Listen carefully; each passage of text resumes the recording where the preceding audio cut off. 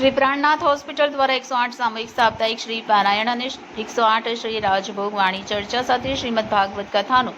6 દિવસીય આયોજન કરવામાં આવ્યું અને બહોળી સંખ્યામાં ભક્તો ઉપસ્થિત રહ્યા તેમજ સાંસ્કૃતિક કાર્યક્રમના સાહિત્યકાર શ્રી ઘનશ્યામભાઈ લાખાણી અને તેમના નેતૃત્વમાં લોકગાયક શ્રી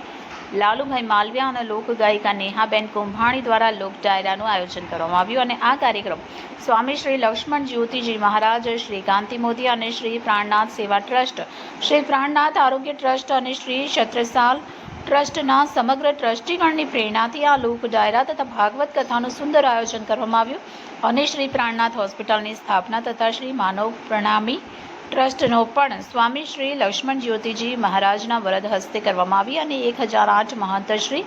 કૃષ્ણામણી મહારાજ, 108 મહંત શ્રી સુધાકર મહારાજ, શ્રી મુકેશભાઈ દલાલ, સુરતના સાંસદ શ્રીમતી ગીતાબેન સાવલિયા કોર્પોરેટર તથા મહાનુભાવોની વિશેષ ઉપસ્થિતિમાં ભાગવત સપ્તાહનું ભોજન પ્રસાદ સહિત સુંદર આયોજન કરવામાં આવ્યું.